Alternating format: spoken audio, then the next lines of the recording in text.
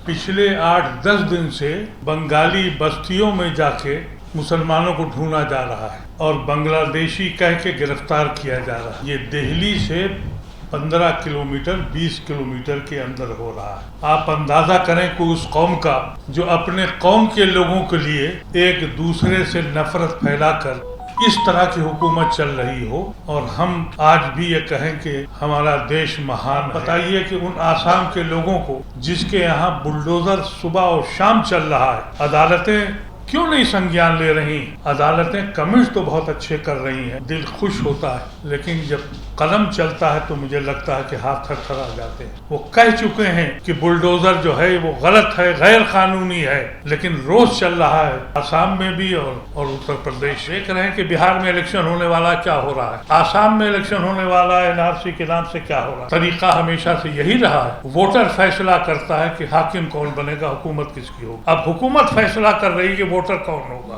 अब हुकूमत फैसला करती है कि वोटर कौन बनेगा, वही वोटर बनेगा जो उनको जिताएगा। मुझे एहसास हुआ, मैं यूपी का हूँ, यूपी का मुसलमान हूँ, इसलिए मुजरिम हूँ, लेकिन ये मुझसे भी बड़े मुजरिम हैं।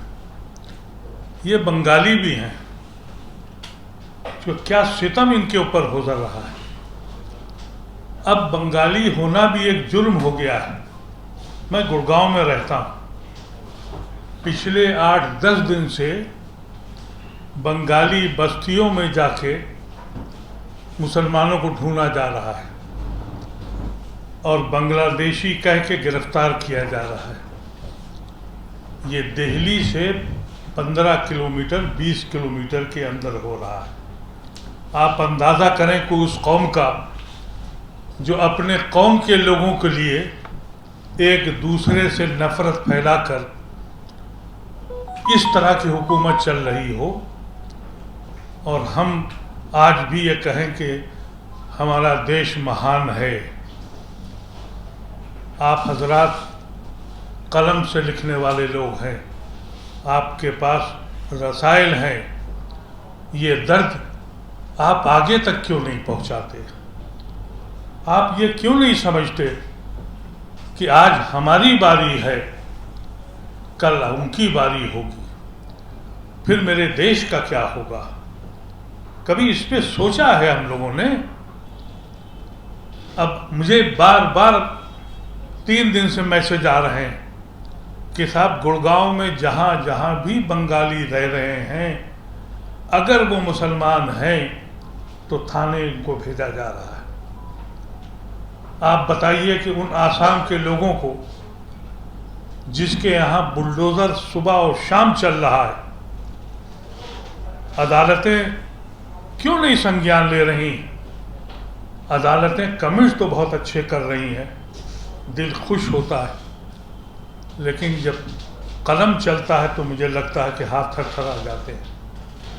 वो कह चुके हैं कि बुलडोजर जो है वो गलत है, गैर कानूनी है, लेकिन रोज चल रहा है आसाम में भी और उत्तर प्रदेश में भी। उत्तर प्रदेश में जो हम समझ रहे थे कि हम पे बड़ा सितम हो रहा, लेकिन जब आसाम के अपने नौजवान साथियों को देखा, उनके हाल सुने, तो दिल लरस गया कि कोई जगह तो है। हाँ, गुजराती बाबू तो ऐसे हैं कि पूरी दुनिया भागे चले जा रहे हैं, यहाँ नहीं रहते हैं। वो हथकड़ियाँ लग के आती हैं, वापस बैगियाँ पकड़ के आते हैं। वो देशभक्त हैं और हम देशद्रोही हैं। ये किस किस्म का मुल्क बन गया है? हमको सोचना पड़ेगा कि हम मुजरिम हैं, अपने ही घर में हम मुजरिम बन गए। आसाम के अंदर जो चीजें हो रही हैं, कोई बोल नहीं रहा है, अखबार लिखने को तैयार नहीं है, टेलीविजन के लोग इस पर तैयार ही नहीं है। मेरे ख्याल से यहाँ कोई आया भी नहीं होगा टेलीविजन वाला। इन महाजनों ने जो दौलत कमाने का काम शुरू किया है, और मैं आपके मीडिया के जरिए आपसे कहना चाहता हूँ, अगर आपने अपने दौलत कमाने के लिए मीडिया चलाया है तो आप इस ज़मीन पर बोझ हैं, लेकिन अगर आपने हक और सच बात कहने की बात की है तो आप इस मुल्क के लिए सितारे हैं, आप इस मुल्क के असेट्स हैं। असेट बनिए, ज़मीन पे बोझ मत बनिए, सिक्के आएंगे और चले जाएंगे। हमारी औलादों का होगा क्या?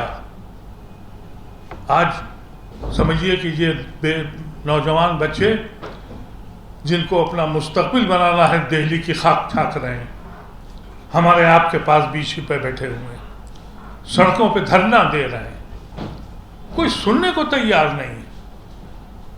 ये जुर्म किस लिए हमारे साथ हो रहा है?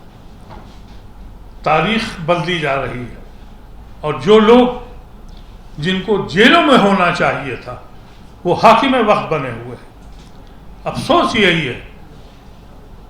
और जो लोगों को हुकूमत चलानी चाहिए थे वो खामोश बैठे हुए हैं।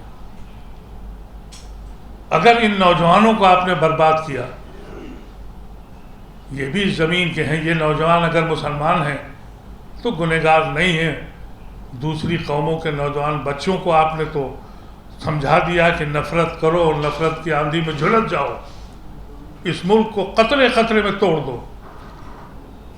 मैं मीडिया के हजरात से कहना चाहता हूँ, देखिए आज बारिश थी, मैंने वादा किया था मैं 3:30 बजे आऊँगा, ट्रैफिक जाम था, बारिश थी, सेहत ख़राब थी, मैं इसीलिए आपके पास आया। तो माफ़ी चाहता हूँ कि देर से पहुँचा, लेकिन आया इसलिए था।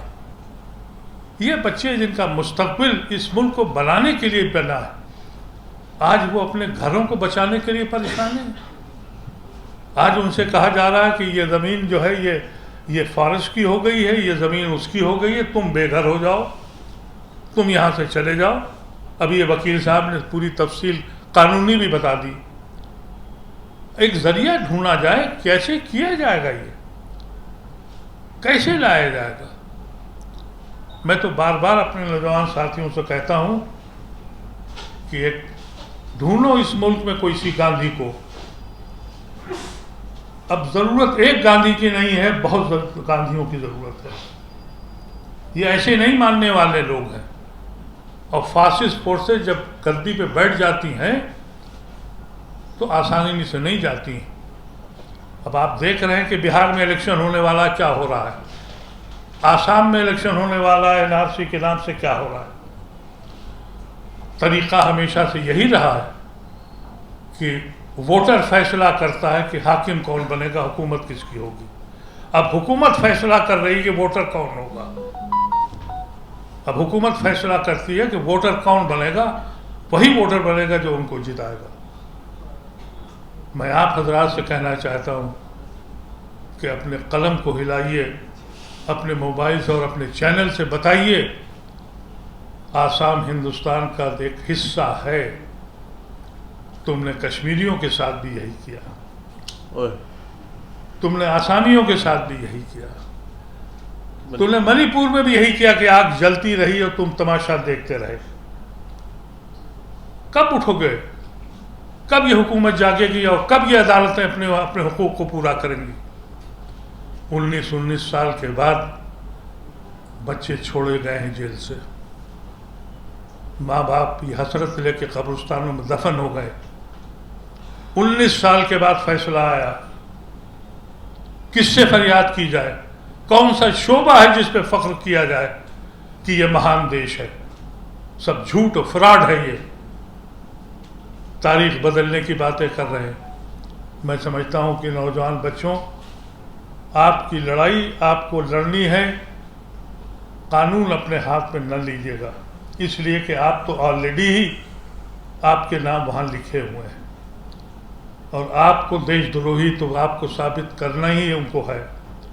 लेकिन हम जो दूसरे हमारे गैर मुस्लिम भाई हैं और जो हमारे हिंदू भाई हैं और दूसरी माइनॉरिटीज़ हैं, उनसे कहना चाहता हूँ, अगर मुल्क में आज हमारे ऊपर सितम हो रहा है तो कल तुम्हारी भी बारी आएगी। जब ये संविधान ख़त्म हो जाएगा तो ये मुल्क फिर वहीं चला जाएगा जहाँ सैकड़ों साल पहले था। बहुत बहुत शुक्रिया। नेशनल दस्तक की आपसे गुजारिश है कि अगर इसको बचाना चाहते हैं तो नेशनल दस्तक को सब्सक्राइब करने के लिए रेड कलर के सब्सक्राइब बटन को दबाएं, फिर बेल आइकन की घंटी दबाएं, नेशनल दस्तक को बचाने के लिए बहुत जरूरी है कि हर खबर को शेयर करें, लाइक करें, कमेंट जरूर करें।